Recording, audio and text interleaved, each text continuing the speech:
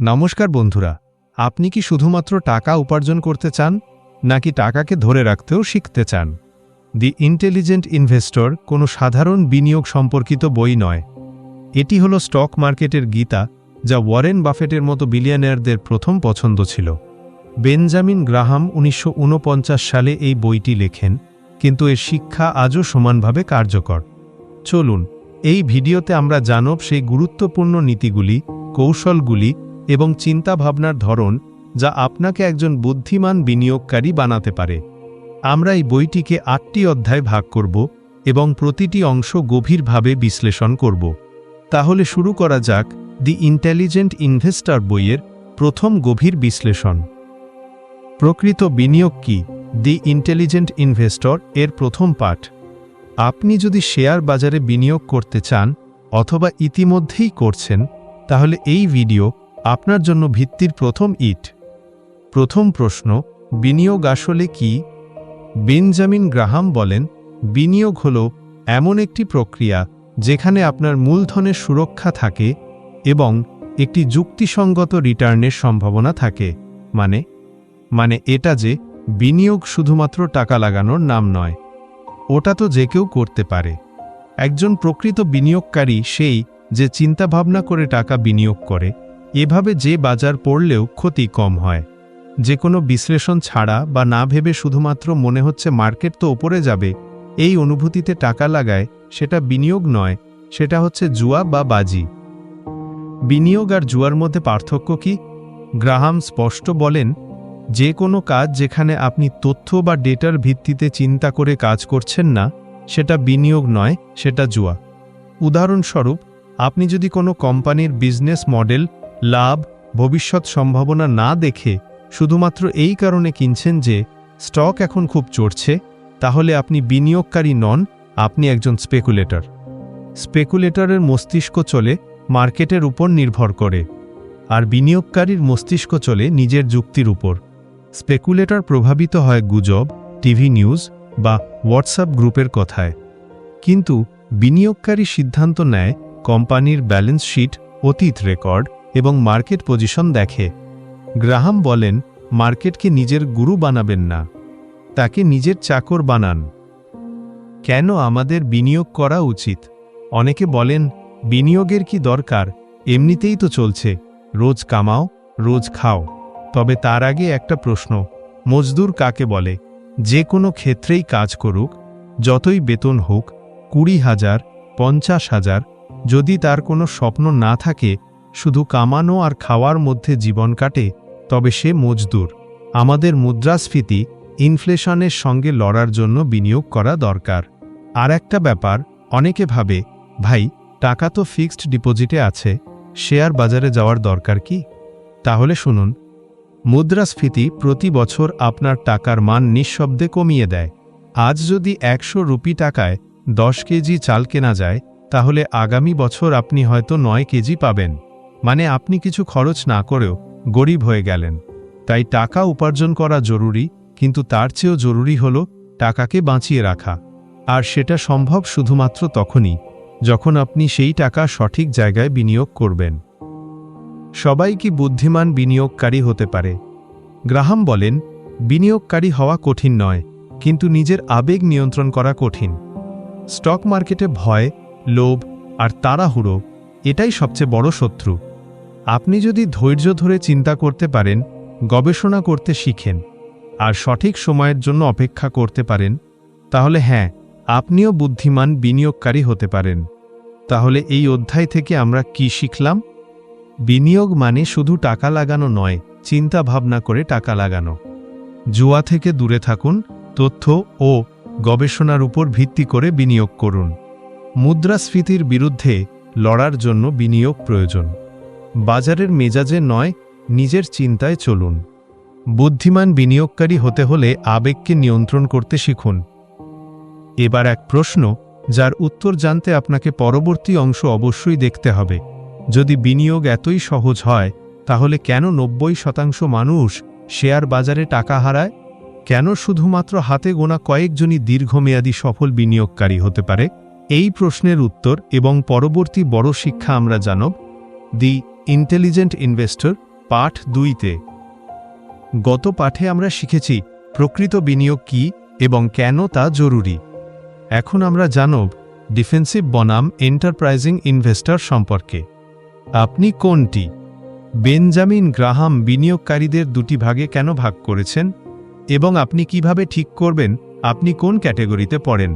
Graham বলেন, সব investor একরকম নন। কিছু মানুষ শান্ত, স্থিতিশীল ও নিরাপদ পথ বেছে নেন।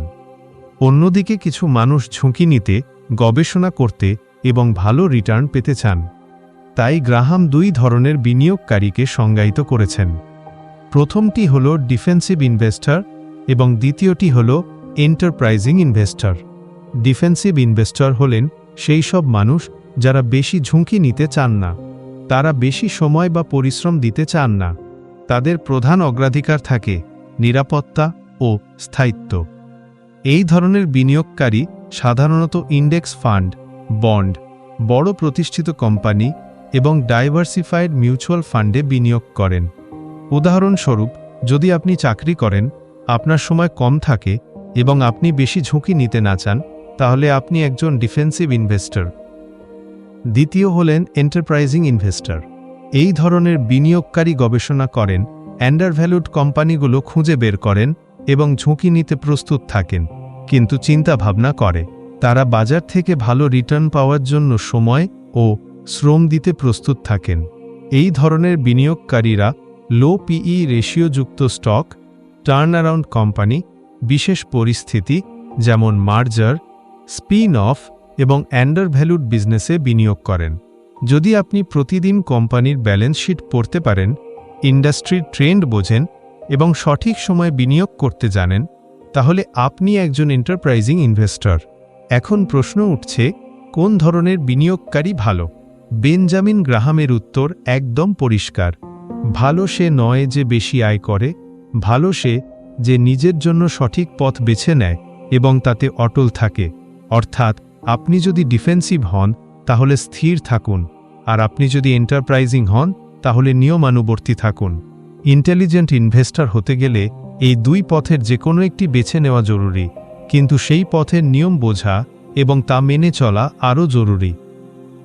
এই অধ্যায় থেকে আমরা শিখলাম, প্রতিটি বিনিয়োগকারীর নিজেকে চেনা জরুরি। ডিফেন্সিভ ইনভেস্টর চান নিরাপত্তা, আর এন্টারপ্রাইজিং ইনভেস্টর চান সুযোগ। ডিফেন্সিভ চান কম সময় এবং কম ঝুঁকি। এন্টারপ্রাইজিং চান বেশি গবেষণা এবং সক্রিয় অংশগ্রহণ। সবচেয়ে জরুরি কথা, নিজের স্বভাব অনুযায়ী বিনিয়োগ করুন। একটি বোনাস পয়েন্ট, ওয়ারেন বাফেট কী ধরনের ইনভেস্টর? ওয়ারেন বাফেট নিজেই বলেন, তিনি শুরু করেছিলেন একজন এন্টারপ্রাইজিং ইনভেস্টর হিসেবে। তিনি কোম্পানিগুলোর উপর গভীরভাবে গবেষণা করতেন এবং বাজারের তুলনায় ভালো রিটার্ন দিতেন।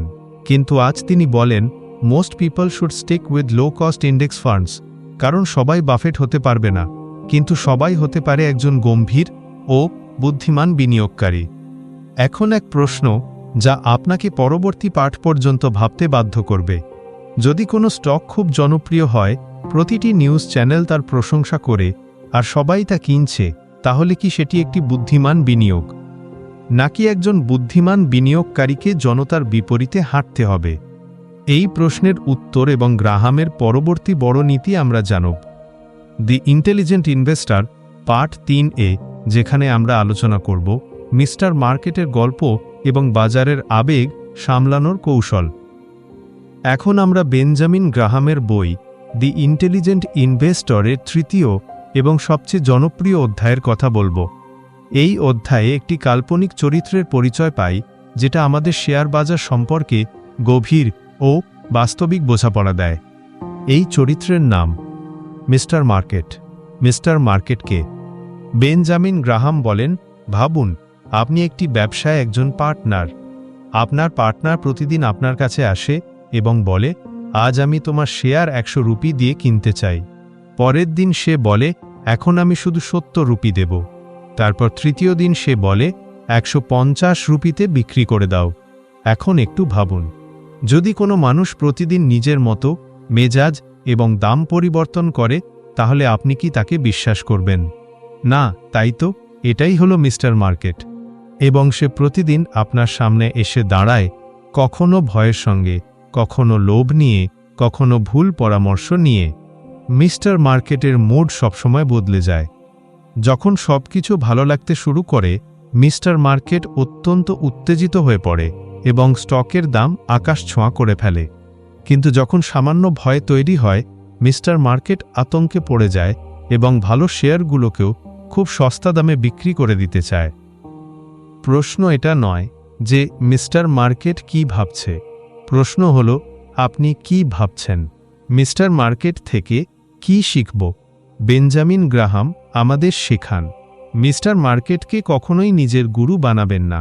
মিস্টার মার্কেট শুধু একজন সার্ভেন্ট যে আপনাকে দাম বলে, কিন্তু চূড়ান্ত সিদ্ধান্ত আপনার নেওয়া উচিত। যখন বাজারে ভয় ছড়ায়, তখন আপনার সুযোগ খোঁজা উচিত। আর যখন বাজার খুব খুশি হয়ে ওঠে, তখন সাবধান হওয়া জরুরি। ওয়ারেন বাফেটও বলেন, যখন অন্যরা লোভী হয় তখন আপনি ভয় পান, আর যখন অন্যরা ভয় থাকে তখন আপনি লোভী হন। মানে, যখন সবাই কিনছে তখন ভাবুন, আর যখন সবাই বিক্রি করছে তখন সুযোগ খুঁজুন। একজন বুদ্ধিমান বিনিয়োগকারী কখনো মিস্টার মার্কেটের কথায় আবেগে ভেসে যায় না। সে প্রতিদিনের ওঠানামাকে উপেক্ষা করে। সে নিজের গবেষণা, কোম্পানির ফান্ডামেন্টাল এবং দীর্ঘমেয়াদী মূল্য দেখে সিদ্ধান্ত নেয়। শেয়ার বাজারে সফল হতে হলে আপনাকে নিজের চিন্তা ও আবেগের উপর ভরসা রাখতে হবে, না যে বাজারে কি আওয়াজ হচ্ছে তার উপর। তাহলে এই পাঠ থেকে আমরা কি শিখলাম? মিস্টার মার্কেট একটি কাল্পনিক চরিত্র যে প্রতিদিন আপনার সামনে আসে।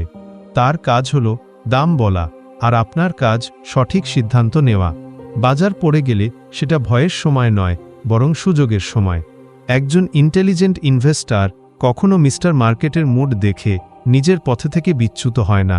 বাজারকে গুরু নয়, চাকর হিসেবে দেখুন। এখন একটি প্রশ্ন যা আপনাকে পরবর্তী পাঠ পর্যন্ত ভাবতে বাধ্য করবে। যদি একটি কোম্পানি প্রতি মাসে মুনাফা করছে, তার গ্রোথ ক্রমাগত বাড়ছে, তবুও তার শেয়ার দাম পড়ছে, তাহলে কি এটা কেনার সঠিক সুযোগ, নাকি এর মধ্যে কোনো লুকানো বিপদ রয়েছে?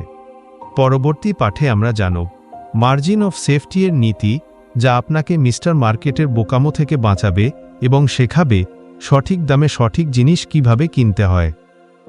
এখন পর্যন্ত আপনি শিখেছেন প্রকৃত বিনিয়োগ কি, ডিফেন্সিভ ও এন্টারপ্রাইজিং ইনভেস্টরের মধ্যে পার্থক্য কি, আর কিভাবে মিস্টার মার্কেট আমাদের প্রতিদিন বিভ্রান্ত করতে পারে। কিন্তু এখন সময় এসেছে সেই সবচেয়ে গুরুত্বপূর্ণ নিয়মটি জানার, যেটি আপনাকে বড় ক্ষতি থেকে বাঁচাতে পারে এবং আপনার বিনিয়োগকে একটি শক্তিশালী ঢাল দিতে পারে। এর নাম হল margin of safety. Benjamin Graham বলেন, সঠিক বিনিয়োগ সেই যা ভুল করার জায়গা রাখে, অর্থাৎ যদি আপনার হিসাব ভুলও হয়, তবুও যেন আপনি বড় ক্ষতির মুখে না পড়েন। শেয়ার বাজারে কিছুই নিশ্চিত নয়। কোনো কোম্পানির ভবিষ্যৎ, বাজারের মেজাজ, গ্লোবাল ইকোনমি সব কিছু বদলাতে পারে।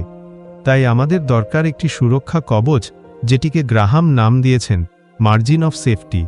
একটি সহজ উদাহরণ দিয়ে বোঝাই। ধরুন আপনি একটি কোম্পানির স্টক কিনতে চান। আপনি হিসাব করে দেখলেন সেই স্টকের আসল মূল্য 100 রুপি, কিন্তু আপনি যদি 100 রুপি টাকাতেই সেটা কিনে নেন, তাহলে আপনি কোনো ভুল করার জায়গা রাখেননি। এখন ভাবুন, আপনি যদি সেই স্টক 70 রুপি বা 60 রুপি টাকায় কিনতে পারেন, তাহলে আপনি কম দামে বেশি ভ্যালু পাচ্ছেন। আর এটাই হল মার্জিন অফ সেফটি, অর্থাৎ আপনার সুরক্ষার জায়গা। লাভ করাই সবকিছু নয়, ক্ষতি থেকে রক্ষা পাওয়াও সমান জরুরি। বেঞ্জামিন গ্রাহাম বলেন, একজন প্রকৃত বিনিয়োগকারী প্রথমে ক্ষতি এড়াতে চায়, তারপর লাভের কথা ভাবে। শেয়ার বাজারে টাকা উপার্জন করা যতটা জরুরি, তার থেকেও বেশি জরুরি টাকা না হারানো। আমাদের মার্জিন অফ সেফটি তখন বেশি দরকার হয় যখন বাজার খুব বেশি উঁচুতে উঠেছে, যখন আপনি অজানা কোম্পানিতে বিনিয়োগ করছেন, যখন ভবিষ্যৎ অনিশ্চিত, বা যখন আপনি নিজেই পুরোপুরি আত্মবিশ্বাসী নন। এই সময় মার্জিন অফ সেফটি আপনাকে বাড়তি নিরাপত্তা দেয়। এই কারণে ওয়ারেন বাফেট বলেন, rule number 1, never loose money. Rule number 2, never forget. Rule number 1, margin of safety ব্যবহার করবেন কিভাবে? প্রথমে কোনো স্টকের ইন্ট্রিনসিক ভ্যালু নির্ধারণ করুন, অর্থাৎ সেই কোম্পানির আসল আর্থিক শক্তি কি সেটা বোঝার চেষ্টা করুন। তারপর সেই স্টক 20 থেকে 30% কম দামে কেনার চেষ্টা করুন এবং চেষ্টা করুন এমন কোম্পানিতে বিনিয়োগ করতে যার ঋণের পরিমাণ কম, যার ক্যাশ ফ্লো ভালো এবং যার ব্যবসার ভিত্তি শক্ত। মনে রাখবেন, কম দাম মানেই সস্তা নয়, সঠিক দামই নিরাপদ বিনিয়োগ। তাহলে এই অধ্যায় থেকে কি শিখলাম? এক ঝলকে রিক্যাপ। মার্জিন অফ সেফটি একটি সুরক্ষা কবচ। এটি আপনাকে আপনার নিজের ভুল এবং বাজারের ভুল উভয় থেকে রক্ষা করে। কম দামে বেশি ভ্যালু পাওয়া মানে বুদ্ধিমত্তা। ক্ষতি এড়ানোর অভ্যাসই আপনাকে দীর্ঘ দৌড়ের বিজয়ী করে তোলে। হাত কেটে গেলে বাঁচা যায়, কিন্তু গলা কেটে গেলে খেলা শেষ। এখন একটি প্রশ্ন যেটা আপনার মাথায় ঘুরপাক খাবে। যদি কোনো স্টক খুবই সস্তা দেখায় এবং তার দাম তার আসল ভ্যালুর চেয়েও অনেক নিচে থাকে, তাহলে কি সেটা একটি সোনালী সুযোগ, নাকি এর পেছনে লুকিয়ে আছে কোনো বিপদ? এই রহস্যের উত্তর আমরা জানব পরবর্তী পাঠে, যেখানে আমরা আলোচনা করব how to analyse a company, অর্থাৎ একটি কোম্পানির আসল শক্তি কিভাবে চেনা যায়। এবার আমরা জানব দি ইন্টেলিজেন্ট ইনভেস্টর বইয়ের ৫ম অধ্যায়, একটি শক্তিশালী কোম্পানিকে চেনার প্রকৃত উপায়। এখন পর্যন্ত আমরা শিখেছি সত্যিকারের বিনিয়োগ কি, বিনিয়োগকারী হওয়ার 2টি পথ, মিস্টার মার্কেটের চাতুর্য থেকে কিভাবে বাঁচা যায় এবং ক্ষতির হাত থেকে বাঁচাতে পারে এমন মার্জিন অব সেফটি কিভাবে কাজ করে। কিন্তু একটা প্রশ্ন এখনও রয়ে গেছে, ভাল কোম্পানিকে চিনবেন কিভাবে? শুধু ব্র্যান্ড দেখে কি বিনিয়োগ করা যায়, নাকি শুধু শেয়ারের দাম দেখে? না, বেঞ্জামিন গ্রাহাম আমাদের শেখান একটি কোম্পানির গভীরে গিয়ে তার ভিত্তি দেখে তবেই বোঝা যায় সেটা বিনিয়োগের যোগ্য কিনা। তাহলে একটি কোম্পানিকে যাচাই করতে আমাদের কোন বিষয়গুলোর দিকে নজর দিতে হবে? গ্রাহাম এমন বেশ কিছু পয়েন্ট দিয়েছেন। চলুন সহজ ভাষায় বুঝি সেগুলো। প্রথমে দেখুন কোম্পানির আর্নিংস। কোম্পানির আর্নিংস স্থিতিশীল ও শক্তিশালী হওয়া উচিত। কমপক্ষে গত 5 থেকে 10 বছরে কোম্পানিটি নিয়মিত মুনাফা করে এসেছে কি না সেটা গুরুত্বপূর্ণ। যদি কোনো কোম্পানির আয় 1 বছরে খুব বেশি হয় আর পরের বছরে ক্ষতিতে চলে যায়, তবে সেটা বিশ্বাসযোগ্য নয়। গ্রাহামের মতে কনসিস্টেন্সি ইজ কনফিডেন্স, অর্থাৎ যে কোম্পানি গত 5 থেকে 10 বছরে ধারাবাহিকভাবে মুনাফা করেছে সেই কোম্পানির ওপর নজর দিন। দ্বিতীয়ত, কোম্পানির ওপর খুব বেশি ঋণ থাকা উচিত নয়। একটি ভালো কোম্পানি সেই যেটি তার খরচ ও ঋণ মুনাফা থেকেই সামলাতে পারে। কোম্পানির ডেট টু ইকুইটি রেশিও কম হওয়া উচিত এবং ইন্টারেস্ট কভারেজ রেশিও ভালো হওয়া উচিত। যদি কোম্পানির ওপর ভারী ঋণ থাকে, তবে একটি সামান্য ধাক্কাতেই তা ডুবে যেতে পারে। এবার দেখুন কোম্পানি ডিভিডেন্ড দেয় কিনা। গ্রাহাম বলেন, যে কোম্পানি তার মুনাফা থেকে আপনাকে ভাগ দেয় সে শেয়ার হোল্ডারদের সম্মান করে। যদি কোনো কোম্পানি নিয়মিত ডিভিডেন্ড দেয়, তবে বোঝা যায় তার আয় যথেষ্ট স্থিতিশীল। কিন্তু যদি কোনো কোম্পানি একেবারেই ডিভিডেন্ড না দেয়, তবে হয়তো সেখানে কিছু গলদ থাকতে পারে, অথবা সেটা সম্পূর্ণরূপে গ্রোথের দিকে মনোনিবেশ করছে। এই ধরনের কোম্পানিকে প্রায়শই কিছুটা রিস্কি মনে করা হয়। যদিও আজকের দিনে সব বড় কোম্পানি ডিভিডেন্ড দেয় না, তবুও গ্রাহামের সময় এটা ছিল বিনিয়োগকারীদের জন্য একটি বড় ইঙ্গিত। চতুর্থত, কোম্পানির বুক ভ্যালু এবং মার্কেট প্রাইসের পার্থক্য দেখুন। যদি কোনো কোম্পানির বুক ভ্যালু 100 টাকা হয় কিন্তু বাজারে তার শেয়ার 70 টাকায় পাওয়া যাচ্ছে, তবে এটা হতে পারে একটি বার্গেন অপরচুনিটি। কিন্তু শুধু বুক ভ্যালু দেখা যথেষ্ট নয়, তার অ্যাসেটসের মান ও ভ্যালুয়েশনও যাচাই করতে হবে। এবার দেখা যাক কোম্পানির ম্যানেজমেন্ট এবং ট্রান্সপারেন্সি কেমন। গ্রাহাম বলেন, poor management can destroy even a great business. Company কি সময়মতো তার ফিনান্সিয়াল রিপোর্ট প্রকাশ করে? আর তার বিরুদ্ধে কি কোনো লিগ্যাল ইস্যু, সেবি ওয়ার্নিংস বা অ্যাকাউন্টিং গিমিক্স আছে? অনেক সময় বাইরে থেকে ভালো দেখতে কোম্পানি ভেতরে থেকে ফাঁপা হয়, যেমন কিংফিশার এয়ারলাইন্স বা সত্যম কম্পিউটার্স।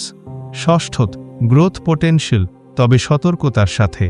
আজকাল কোম্পানিগুলো গ্রোথ এর নামে বেশি দামে বিকয়, কিন্তু গ্রাহাম আমাদের সতর্ক করেন, paying too much even for a great company can be a terrible investment. গ্রোথের সম্ভাবনা ভালো জিনিস, কিন্তু তার জন্য সঠিক দাম দেওয়া জরুরি। বেঞ্জামিন গ্রাহামের চূড়ান্ত মন্ত্র হল, a great company is not always a great investment unless the price is right.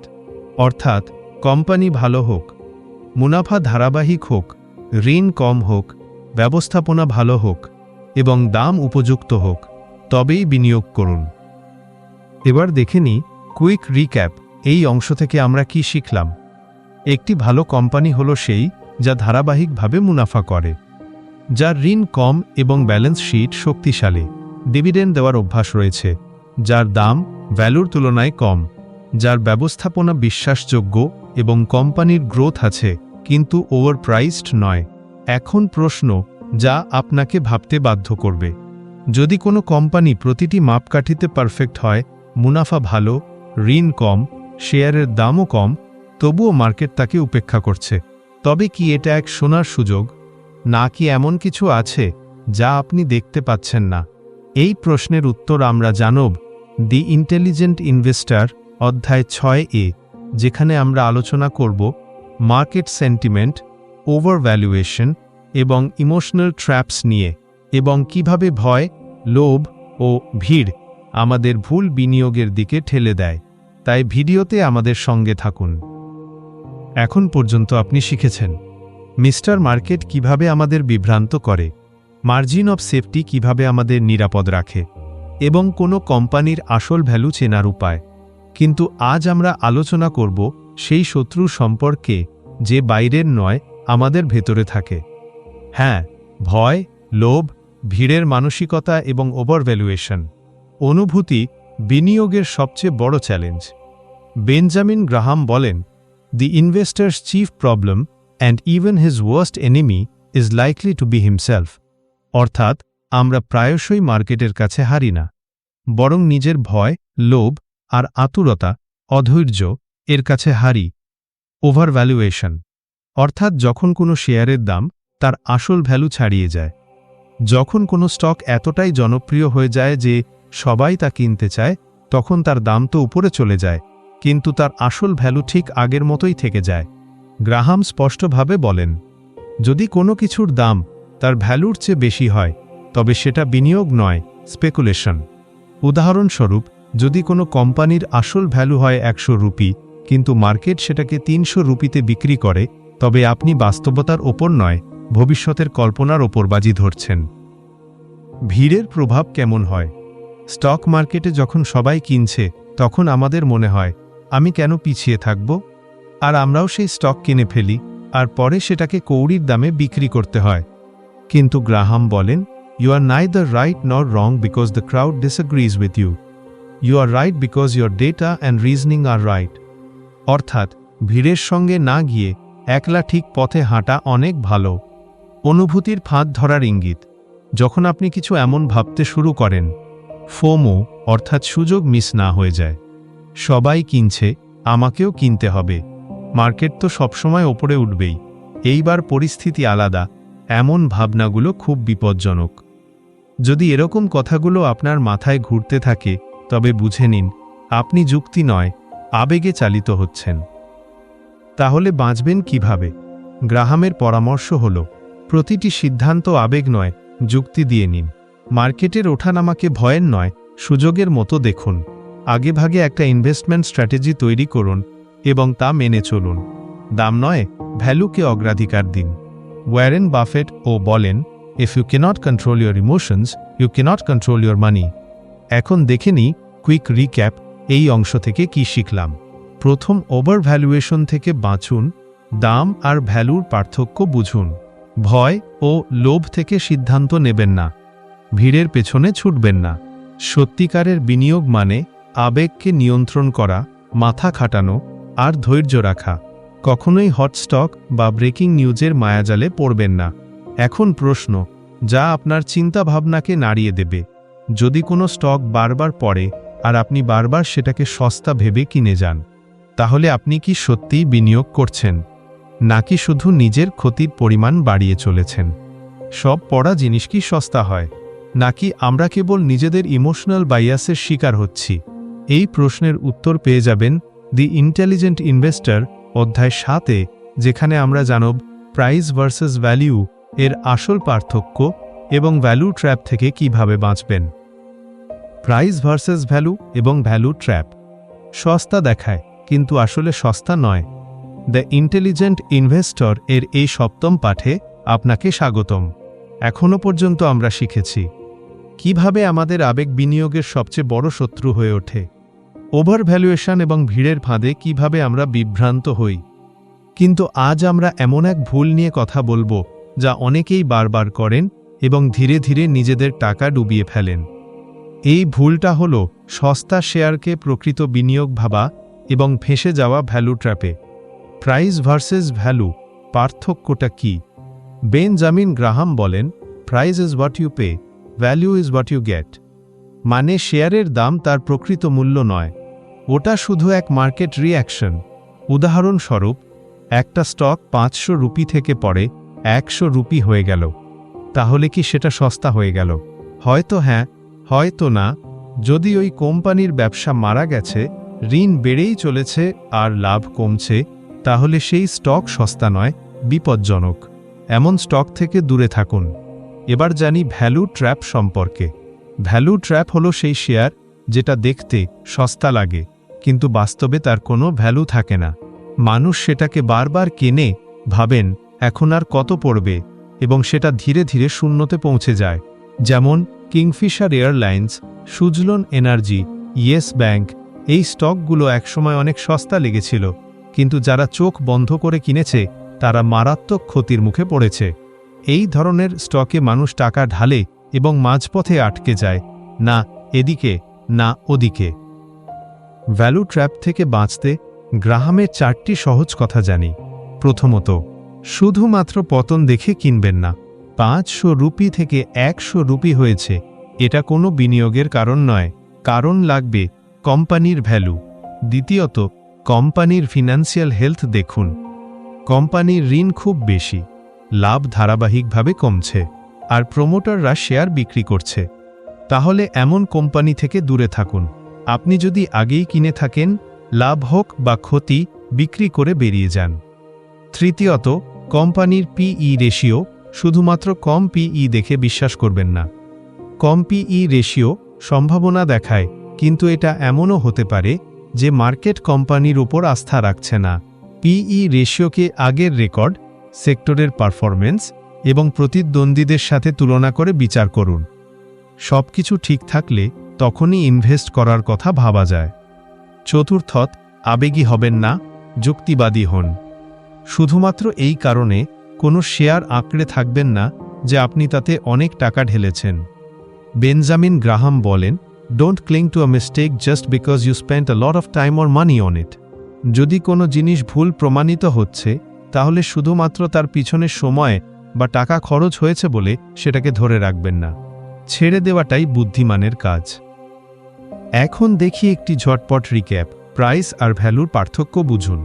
পতিত শেয়ার সস্তা, এই ভাবনাটা একটা বিভ্রম হতে পারে। ভ্যালু ট্র্যাপ থেকে বাঁচতে কোম্পানির ফান্ডামেন্টাল যাচাই করুন। ইনভেস্ট করতে হলে যুক্তি ও ডেটা দেখে করুন, শুধুমাত্র প্রাইস দেখে আন্দাজ করে নয়। ভ্যালু ইনভেস্টিং মানে শুধুই সস্তা শেয়ার খোঁজা নয়, বরং প্রকৃত ভ্যালুর চেয়ে কম দামে কেনা।